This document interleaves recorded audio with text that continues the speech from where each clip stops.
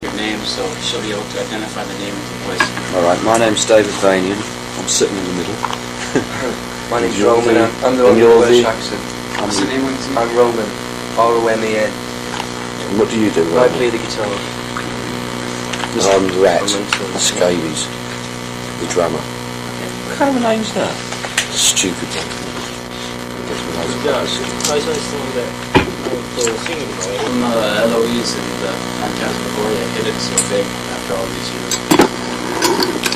No, I think, I like to think they're good pieces of music, and I think musical climate's changed, and first time we've got a proper record company behind us to do a job.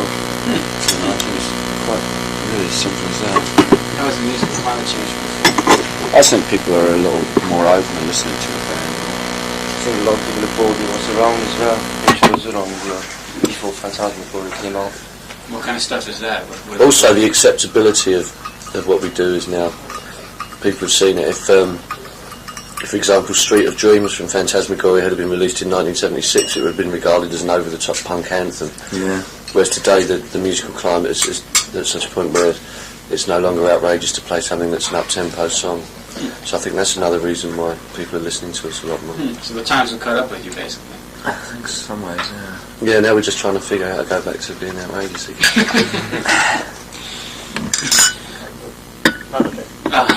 なんていうか時代が彼らに追いついてきた。Had that been what you were basically expecting, though, that big hit? Did you With the album or just the single or the album? I don't know, I think, we didn't have any high expectations, we hoped that we'd do something like this. I think we spent so long sort of waiting for records to sell and things like that I've got to the point where it was sort of like it doesn't really matter, because our only sort of self-indulgence is when we're in the studio, when we make the record, and just as long as we're happy with the record, that's all that counts. And it's been like that for years, so it just seems to me like everybody's finally wised up to what we're doing. So that's that's what I think. There have been quite a few changes in personnel over the years, from what he says.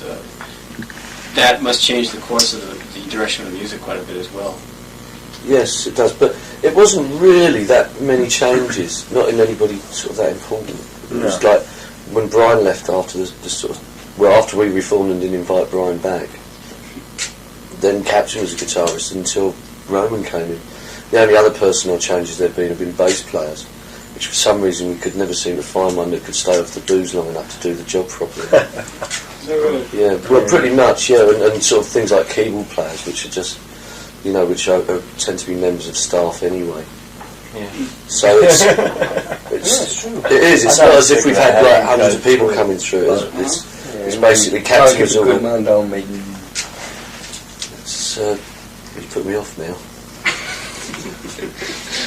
Bugger, isn't it? Right. You were going on. No, I've lost my thread. Well, okay. Other people in the press make you out to be somewhat unbehaved in the studio and in your private lives. Never in the studio, I don't think, really. We're quite, it's quite important what we do in the studio, so we don't tend to mess around too much. And then there have also been rumors, I remember that, what's his name, John Moss in Culture Club, he said he was with you for a little while and he left the group because he just couldn't keep pace. That's why he's in Culture Club. That's why he's in Culture Club, yeah, what can I say? He can keep up with Boy George. Another day. It's all lies. It's all lies. We're all really nice, well-behaved chaps who send flowers to their mother. Yeah, we're just boys next door. No, I mean, okay, what do you expect though? You get a load of very sort of normal working class geezers, then put them on a stage every night and a load of people go at you, and then there's a load of free alcohol in the dressing room. So you drink it and you do indulge yourself because that was always sort of a dream before to live that sort of lifestyle. But suddenly it's a reality, and of course everybody's there, and because we're quite lively characters anyway.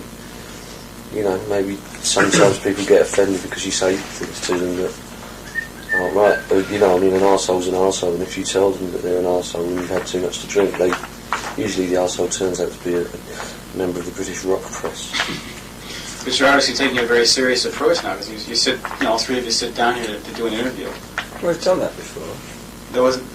It was pretty much the same as before then. Also, it's much easier to do it like this. I don't think we'd sit down and do an interview in Britain now. They've had a fair old whack at doing interviews with us and stuff. It's important when you come to places like Japan, so just to sort of start talking to people and stuff, especially when it's the first time you've been here. You've also got chaos and things. Just doesn't happen 24 hours a day. Even the damned have rests. It's just like that, because you're public property, everything you do is always on display. So it doesn't really matter what you do, you know what I mean? So there's always somebody there watching you. So like the smallest of incidents that happens to even the most normal people, it is newsworthy because you happen to play in a group for a living. It's blown out of proportion, eh? Yeah, but then again, say that, I mean, you don't hear Wham stories like you hear Wham stories. So I don't know, maybe we are. No.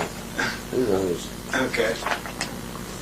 Yeah, the first time a label has given you serious backing, he notes that you have done quite a bit of changing in terms of labels and producers. Maybe you could explain what's behind that. Well, I think producers is an easy one, because you like to change around and find someone who's right for that. But we produce quite a lot ourselves. And we did things ourselves, yeah.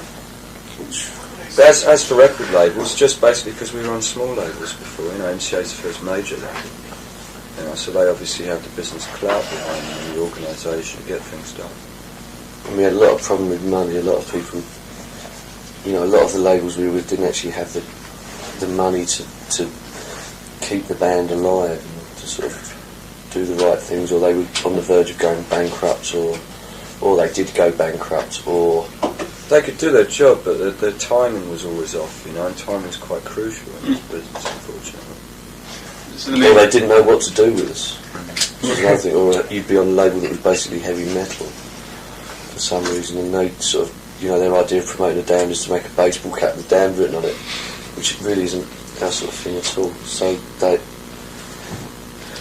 so yes, we have had a few labels, but it's, well, I don't know. I'd say we were unlucky, really. Oh, we're lucky now. Or we try something for a trial period with somebody, like a manager, and then everybody say, they've got a new manager. And it wasn't a new manager, just you'd be working with someone to see whether you got on.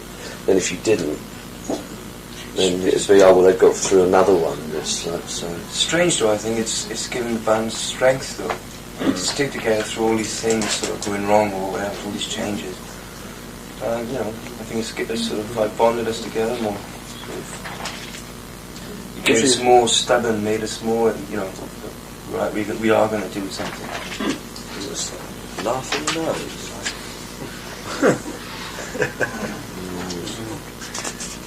What basically has MCA done that's right, though? How have they succeeded? Well, they've really sort of... They've They given don't us interfere complete in artistic control, really. Even down to the sort of the sleeves of the records and stuff. Apart from the last one where they made a cocker. The thing is, it's a record company's job to sell records, and it's our job to make them. And with MCA, we do have the freedom to make the records we want to make, and so consequently, they have the freedom to sell them, which is a bit of a shame sometimes, because they do tend to, cash in on a bit, So I don't always agree with, having sort of 3 12-inch mixes off the same album and stuff. Because we're not going to do that anymore. We're going to. Well, what we want to do is re-record new versions of songs instead of just putting the same one out, in a different format with something slightly louder or something added or something. It'd be much better just to do a new version that is actually longer and try and get a musical performance rather than a technical one.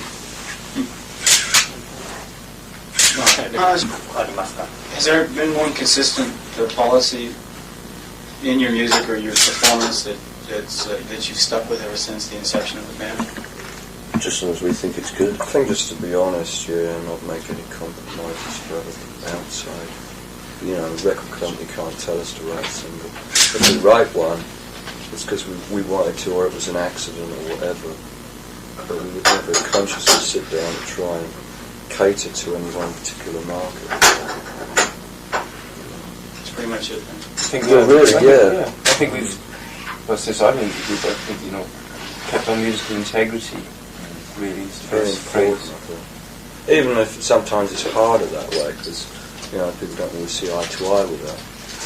Well, they'll turn and say, but we need a top 10 single. Why haven't you written one? Yeah.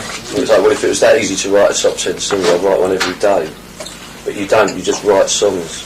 And if you write a song that does happen to be a top 10 single, or you happen to record a song that's a top 10 single, that's fine. If they are going to sell anything, they've just got to sell the damned as what we are, not of what they want to make us into. Awards and all.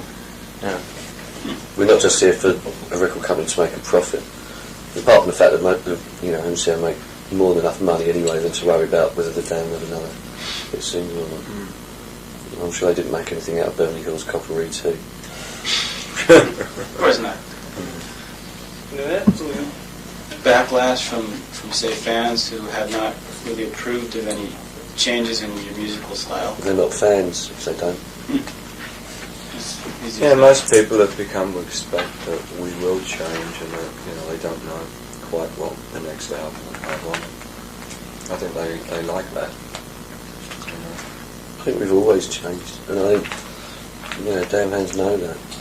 They've always listened to that change. They've always taken it as part of it. I've met some of the biggest hardcore punk rockers in the world that think the Black Album is brilliant, because it is different, and they get just as bored with listening to the same kind of things as anybody else does. I mean, that is one of the reasons why we survived. Yeah, that's one of the good things we've done in some ways, is that hardcore punks have listened to what we've done. That's changed their opinions to listening to other things. Because we were a credible punk band.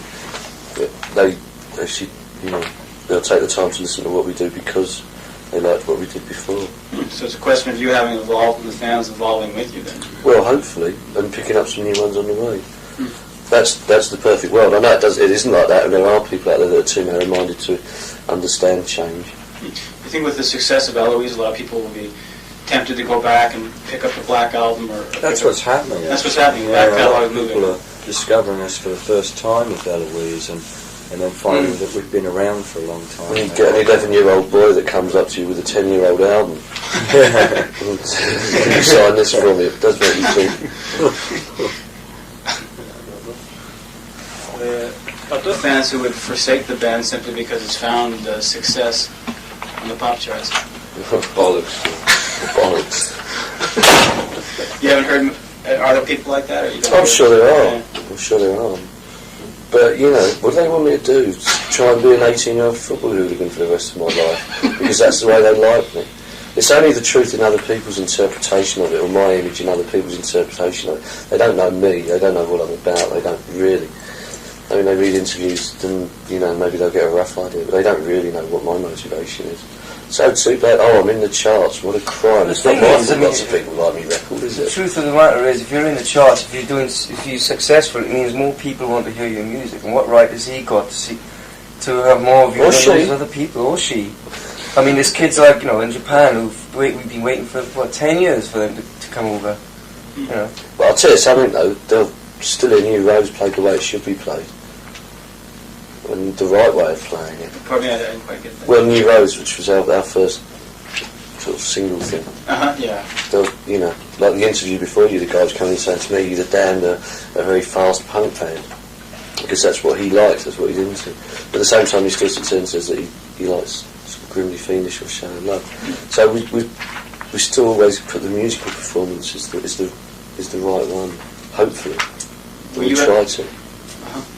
Were you ever thought of as an 18-year-old football hooligan? Well, I was. You were, actually. This was before all the trouble, I hope. Yes, it was. The Juventus. Yes, it was. But I mean, it was still there then. There was lots of right? Yeah. It was just brewing back then, and then it kind of came to. No, it was just it's just gone more and more extreme. Show me any young kid who hasn't felt like smashing a window once in his life. I just used to feel like it a lot more. Is that the kind of crowd you used to attract? Football hooligans? Yeah, to a degree there was something. But I mean, most of punk was so put upon by everybody anyway that it was sort of, well, why not? You're being tarred with that brush, so why not act like it? Well, the football hooligans used to be just like the ones who used to go down the front. stuff and really Jump about.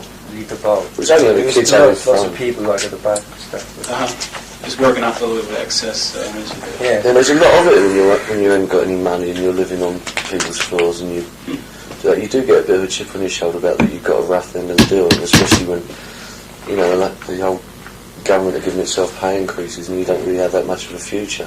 The good thing is, it wasn't violent at the gigs really. It wasn't that much violence. It wasn't malicious violence. No, and it's just so it's excitement. downside better People than that going are to sort of like football matches and daffing up supporters. And the supporters, at least they came and they all sort of had one thing in common. They came to see the band and they enjoyed themselves. So in that way, I think it was good. Example, when we play in Northern Ireland, that is, you know, I mean, I have actually seen situations where it has been Catholic and Protestant with the same common denominator, which has actually been the stinking old band, or probably any other band that goes there as well. But that sort of, there is a some way of unity being there, and if music's one way that, even if it's just for an evening, then it's valid and it's worth doing. So it just shows that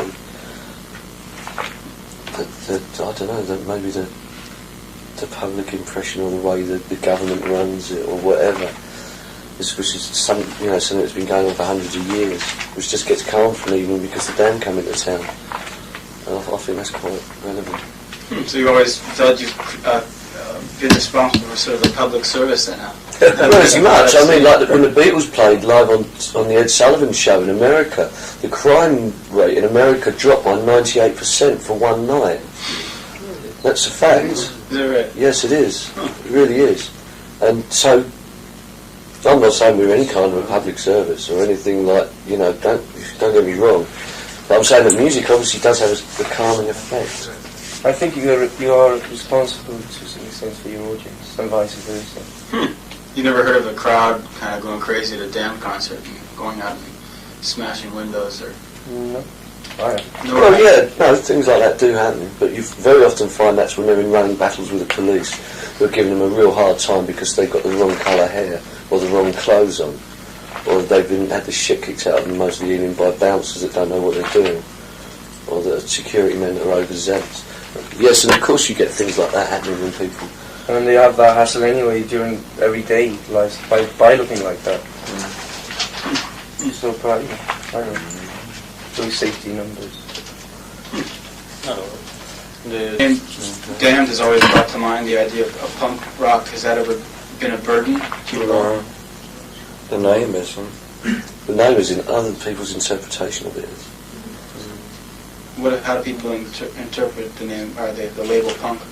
Well, they think that you're a three-chord band with absolutely nothing to offer, or nothing valid to offer, in a musical sense, I'm talking here. And really the biggest problem we have is getting people to listen to our music with that kind of mind. If you play somebody a Damned song quite often who hasn't heard it before, and don't tell them it's the Damned, you'll find that they'll enjoy it. And then when you tell them who it is afterwards, then it's sort of like, oh really? Oh, well they're not so bad after all, are they? If you say, here's the shall I put on a Damned record, it's like, oh no, I'd rather not hear it. And they automatically just close themselves off to it. So all we want is, people to listen. So you have sort of been branded with the stigma, though, being just a band. Yeah. But that's really that's down to the English press really that sort of blew up all the early punk. It blew up all the negative sides of punk, all the worst sides of it, because it sold papers. And they then created the public image of punk rock, which was the wrong one. Because it was about being individual and creative and different and doing things that nobody else had done and having energy, which was something that was sadly lacking in 1975. They always do that though. I mean, look at the whole thing with the Lodge and Robbers fighting. And at that time, everyone who saw a Teddy Boy or a mod thought they were instantly, fighting and God knows what. Well, the original Teddy Boys were always fighting. Well, so you said modern rockers. Mods and rockers. But you don't have that tribal thing in the rest of the world like we do in England. They do, but in America it's just like gang war, isn't it? If you're in a gang, you wear your colours or whatever, or if, I don't know what the story is here. They have gangs. Yeah, what are they trying? I don't know. Well, being here, you should be able to hear them racing by their motorcycles every night. You use this Boulevard out front here. There? Yeah, you should be able to hear them at night. Let you wear anything in these rooms. I mean, this is... You can hear the guy breathing next door in this You having a shit. Because you with your diarrhea up and down all night. Because we're all above each other. We're in room 26. He's next door. Looking back over the 10 years since punk began, or when it was supposed to have began, how do you evaluate the first 10 years of punk, or what's happened to it? Well, I think it's done some great things. Yeah, I would wonder how things would have been if it hadn't have happened. There would be no Boy George, or no Adam Ant, or no Sting. Those people wouldn't be around in the music business now, because that's the way they cut their teeth, was on punk. You would have Eric Clapton. And you'd still have Poxy Supertramps and and you'd still have the same boring bands. Foreigner. Yeah, I mean, well, you still got it. But at least punk had, you know, An alternative face of music. I think what happened was because these people sort of were able to pick up guitars and just start playing. They weren't great musicians. I think melody came back into it a bit more, really. Yeah, because you had a simple riff, so you had to make it interesting by putting the a more melody complex more melody on it. Yeah. Another thing that has been very interesting, I think anyway, is that nearly all the punks are the result of the hippie generation. Most of the people in our audiences, their parents were like the Woodstock crowd. So I think it's strange that there's so much peace and love and karma and good vibes going around that the byproduct should be people like us. That's inevitable. Why? Yes, it is. Right. That's why we're getting new hippies coming out the punk. They're getting The backside of that. But I think that's quite, I don't know, I think there must be something in that somewhere. Maybe someday someone will write a book about it. Perhaps I will. What about the punk bands that still perform punk as it was performed back then? I mean, you have... Yeah, I don't, there aren't any. Well, I mean, there's like these, Disorder and... But they're not. Yeah, They're like that's nothing years what it later. was like. Is It that wasn't anything like that. It was when bands played like Disorder and it was a joke, like, you know, they were there for the laugh. It wasn't, because they had passion and commitment. It was like, go out and get away, you're going, You know, those early bands like the Vibrators and stuff had so much more talent, the Adverts, than any of those bands that came out. The Adverts, they were classic. The Adverts could hardly play, but their songs were great. Buzzcocks. But that's what I said. Two notes. Buzzcocks had Yeah. two notes Two solo, notes and solo. one note solo, two notes solo. One note, no, he did one that was only one. That's right. Loads. And it was great. But musically, it was a damn sight better than listening to Exploited or something. Well, they GBH. Which really, to me, they were just sort of mindless, directionless energy. The fact they had energy was great. I just wish they'd have channeled it in a more positive direction other than the Daily Mirror or the gutter press's image of it. Which is really what they seem to have done. Down like the Addicts. They're sort of like a caricature of what the press is made Yeah. out to be. Like you watch TV in England now, and every situation in comedy that you see has a token punk rocker in it who's Stupid. Who's got Mohicans, hairs of all these different colours. I mean, so you watch on children's TV how to make a punk teddy bear. can you just dye hair, but I mean not sort of... We were always a little bit on the outside of everything anyway. What do you mean by that? Well, we were always sort of, although we went along with that, at the same time we were always kind of like the outcasts. Kind of like what? It's a bit like us and the Stranglers. The Stranglers were never really acceptable to them. Because it was very cliquey as well. It was very Malcolm McLaren, Bernie Rhodes, and we were one of those kinds. Because we were. It was like a... Just you guys on that side. Because they had so much influence over so many different nothing bands. that somebody could really pick up. I know, it was great. Do you think that has anything to do with your having survived longer than the other bands then? Because you're on the outside? I mean, the Stranglers are still... Yeah, I think it has really, because we never We weren't other consciously people's stuck in any tool. groove or we weren't puppets. We weren't a clothes horse for Being someone's fashion show. It's always been sort of like, I was just saying, changing all the time. So there's nothing you could actually pick up on and catch all the time, and so say, that's what they are. Before you knew it, it's just something different. Something had happened. slipped away from you again. Became something else. なるほど。それでね、Apologize for lumping you with two bands you probably always lumped with, but there was the Pistols and the Clash and the Damned, considered the top three punk bands. since that time, the Clash have changed a hell of a lot. You know, John Lydon's always off on some new musical. Well, there you go. I mean, all those bands that came out of that time are still doing things that are musically very interesting. You basically think so then? I think so. I don't think the Clash are. I think No, the Clash already had Dynamite. Well, the Clash sacked the Clash, didn't they? Yes, Yeah, exactly. I mean, it was Mick Jones' band. They sacked him. You listen to the last Clash album, they've tried to go back in time, and it doesn't work. People would think of it as Strummer's band, though, rather than Mick. Only because he used to sing the songs. And only because he used to have sort of this really sort of political. Burning Road. Yeah. I think they always had that political thing. I think Mick always had a lot to do with that.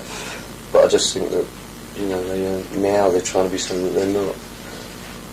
But Big Audio Dynamite, yeah. No, but if you listen to the Big Audio Dynamite album, that's what the next Clash album should have sounded like.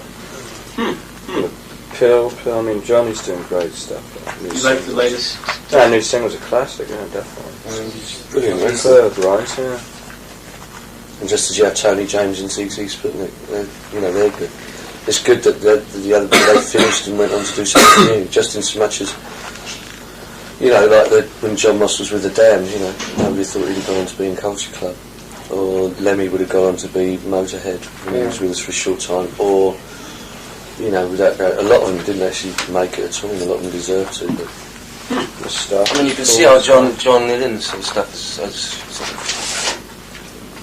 developed. Because I mean, this one now is so much different to This Is Not a Love Song, and you know, and the one before that. Bomb Destruction. that was great. Africa bombed out. So you know, that's why he survives, because He's a good lad. different variety. でこれが How about the outlook for the Damned? I mean, you've kind of gained a sort of semi-universal acceptance.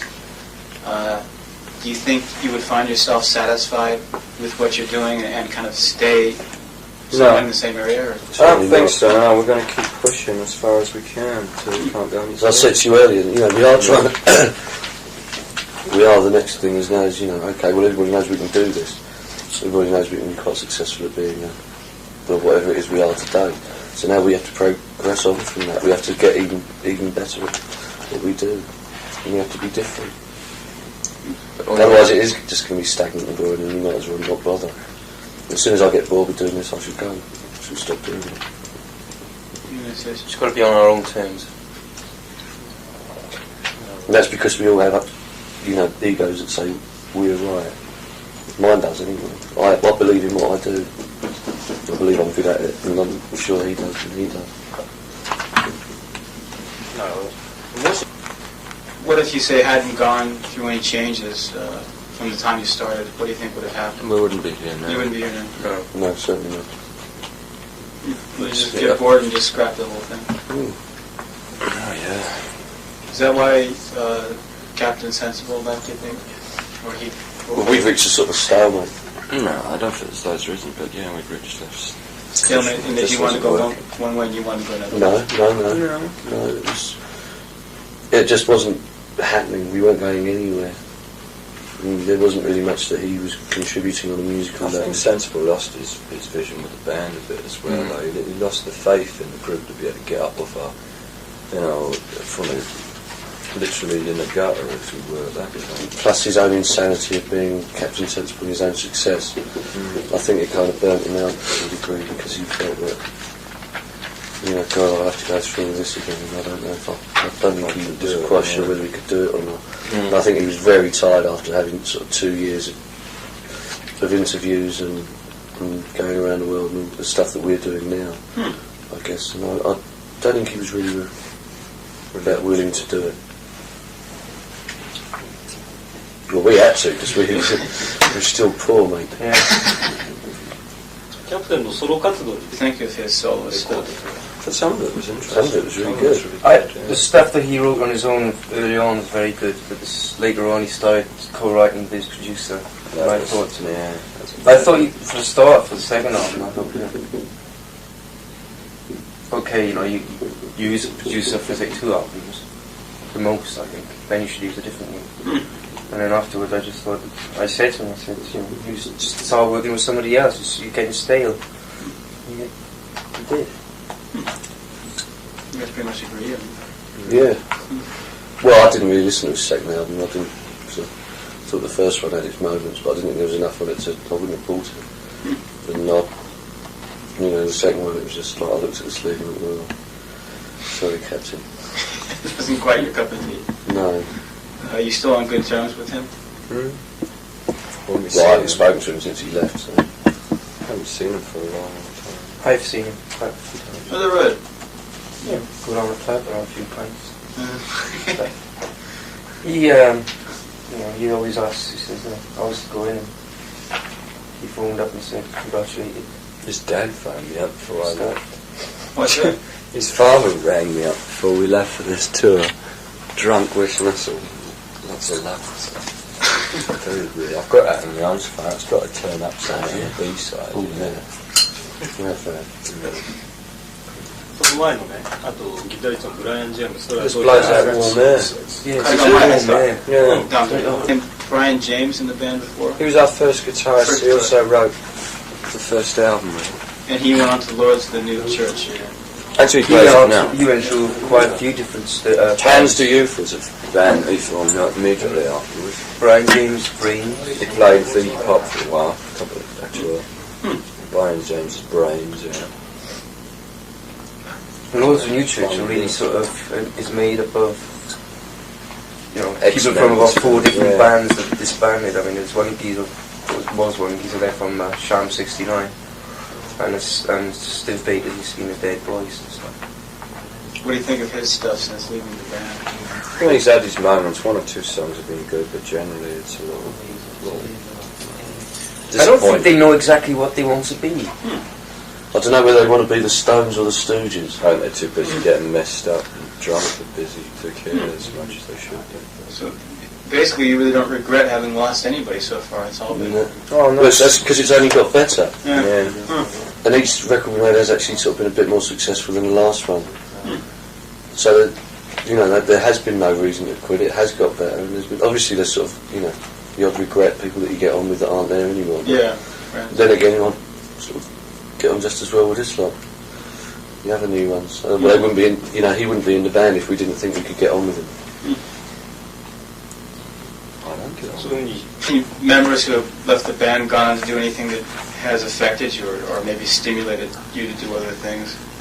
Members who've left the band have gone Nothing, although I found that Lou, the guitarist that we had, went off and did something that was interesting. A lot of The fun. Former staffers, which are like this, they play sort of Egyptian They rock. fall, Egyptian Greek sort of. Former Mustafa's. That's the Three Mustafa's. Three Three. Mustafa's. Yeah. 3 Mustafa's. Yeah, they sort of wear. They're really They wear fezzes and stuff. Well, they actually They're not a real band as such. they were playing a gig once, and this guy had won this competition or something. And while they were playing, they were serving him food while they were playing. They were Like up on kebab stage, going sort of like kebabs yeah. and stuff. They're just really, really good and they're good fun. But otherwise, the people that have left the band have generally become just raving alcoholics or lunatics, and they haven't really gone on to do anything decent. Is that right? I mean, Paul Gray vanished along with UFO, and Algie formed a heavy metal band that was probably one of the worst in the world. No longer exists. Nobody likes Culture Club. Brian's not doing that much. Who cares about Culture Club? Yeah. I mean, the only one that really had anything to do with the band that didn't think good was Lemmy. Yeah, And Lemmy. he was already doing then it. He only came and helped us out for a he couple was of just gigs helping us anyway. out, yeah. It was Maybe- one thing I tell you though, Captain's Band, I was really disappointed in the name Universe. Was that the name of the band? Yeah, I always thought he would come up with something better than that. Yeah, that's pretty dodgy. Pork helmets or something like that. Was it the Little Horrors? The Little Horrors, that's better, yeah. Henry Bedovsky, I would say, when he worked with Captain King, he did some interesting things as well. He was our sort of one-string bass player for a while. See, Captain needs someone to feed off of. You need someone else with ideas. You need someone to kick him up the arse sometimes rather than get him actually working. I think we all do, really. I really do. I think that's why we're successful now. We're working together. We should all sort of stimulate each other. Keep each other alive. Yeah. Well, it's also like, I'm very good at bits. I might write a verse or one line, but then he might need a verse or one line. something he's doing, then he might have the same thing, or it's also much easier that way. If you have to sit down and try and write a whole song, you end up with something quite mediocre. Whereas if you know you've got one good idea and you can give it to someone else who's also got another good idea, then you can write a much Like better Smell the song. Glove. Our next album. Next out, Smell the Glove. Spinal Tap. I couldn't believe it in that other magazine. They actually got the geezer in there from Spinal Tap on a live hearing aid or something. Honestly, I'm sure it's the same geezer. If it's not, you should. No, it isn't. Okay, I guess that basically does that. Great. All right. Thank a you lot. very much. Thanks a lot. And you. I was wondering how you would be. I remember seeing you in a movie, a documentary about punk bands like the Addicts and all that. You were in that movie, like a documentary. Which one? You and the captain were. Oh, I yeah, forgot the yeah. name of it. Was it UKDK? Yeah, you're right. UKD. The Addicts were in there, the Adverts, wasn't it? No, it was the Addict. Anyway, Yeah, in it was the Addict. that movie, you're almost. It seems like you're kind of on the verge of passing out. Right. That sounds like that. That sounds like... My drummer? I probably was. That's why I don't remember it. No, I remember it, unfortunately. You were in a catatonic state, kind of just about ready to sort of tip over. It's been late in the evening. And Or early in the morning.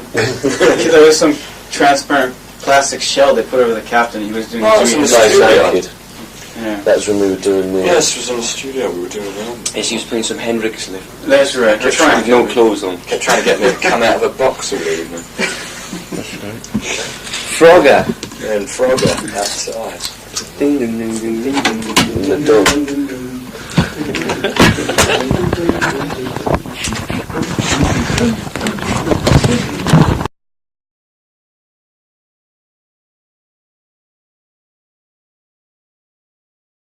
be somewhat unbehaved in the studio and in your private life. Never in the studio, I don't think. Really, we're quite. It's quite important what we do in the studio, so we don't tend to mess around too much. And then there've also been rumors. I remember that what's his name, John Moss in Culture Club. He said he was with you for a while, and he left the group because he just couldn't keep pace. That's why he's in Culture Club. That's why he's in Culture Club. Yeah, what can I say? He can keep up with Boy George. Another day. It's all lies. It's all lies. They're all really nice, well-behaved chaps who send flowers to their mother. Yeah, we're just boys next door. You know. No, I mean, okay, what do you expect though? You get a load of very sort of normal working class geezers, then put them on a stage every night and a load of people go at you, and then there's a load of free alcohol in the dressing room. So you drink it and you do indulge yourself because you know that was always sort of a dream before to live that sort of lifestyle. But suddenly it's a reality, and of course everybody's there, and because we're quite lively characters anyway. You know, maybe sometimes people get offended because you say things to them that aren't right. You know, I mean, an arsehole's an arsehole, and if you tell them that they're an arsehole when you've had too much to drink, usually the arsehole turns out to be a member of the British rock press. But you're obviously taking a very serious approach now, because you sit, all three of you sit down here to do an interview. We've done that before. There wasn't. It was pretty much the same as before then. Also, it's much easier to do it like this. I don't think we'd sit down and do an interview in Britain now. They've had a fair old whack at doing interviews with us and stuff. It's important when you come to places like Japan just to sort of start talking to people and stuff, especially when it's the first time you've been here. We've also got our chaos and things. This doesn't happen 24 hours a day. Yeah. Even the damned have rests. It's just like that because you're public property, everything you do is always on display. So it doesn't really matter what you do, you know what I mean? There's always somebody there watching you. So like the smallest of incidents that happens to even the most normal people is newsworthy because you happen to play in a group for a living. It's blowing out your name, so she'll be able to identify the name of the voice. Alright, my name's Dave Vanian. I'm sitting in the middle. My name's You're Roman. the- I'm the and one you're with the- Welsh accent. What's the name on the I'm Roman. R-O-M-E-N. And what do you do, I Ryan? play the guitar. I'm Rat I'm Scabies, the drummer. What kind of a name's that? Stupid thing. Gets me loads of bucks. 最初に質問で、シングルの From Eloise and Phantasmagoria hit it so big after all these years. No, I think, I'd like to think they're good pieces of music, and I think musical climate's changed, and first time we've got a proper record company behind us to do a job. I think it's quite really as simple as that. How has the musical climate changed? I think people are a little more open and listening to the band. I think a lot of people are bored with what's around as well. Which was around before Phantasmagoria came out. What kind of stuff is that? Also, the acceptability of what we do is now, people have seen it. If for example, Street of Dreams from Phantasmagoria had been released in 1976, it would... There have been quite a few changes in personnel over the years, from what he says. That must change the course of the direction of the music quite a bit as well. Yes, it does, but it wasn't really that many changes, not in anybody sort of that important. It was like when Brian left after after we reformed and didn't invite Brian back, then Captain was a guitarist until Roman came in. The only other personnel changes there'd been have been bass players, which for some reason we could never seem to find one that could stay off the booze long enough to do the job properly. Yeah, well, pretty much, yeah, and sort of things like keyboard players, which are just, which tend to be members of staff anyway. Yeah. So it's true. It is. It's not as if we've had like hundreds of people coming through. It's basically Captain was all. Good man down, mate. It's you've put me off now. Bugger, isn't it? Right. You were going on. No, I've lost my thread. Well, okay. Other people in the press make you out... Been regarded as an over-the-top punk anthem. Yeah. Whereas today the musical climate is at such a point where it's no longer outrageous to play something that's an up-tempo song. So I think that's another reason why people are listening to us a lot more. So the times have caught up with you, basically. I think in some ways, yeah. Yeah, now we're just trying to figure out how to go back to being outrageous again. なんていうか時代が彼らに追いついてきた。Had that been what you were basically expecting, though, that big hit? Did you... With the album or just the single or the album?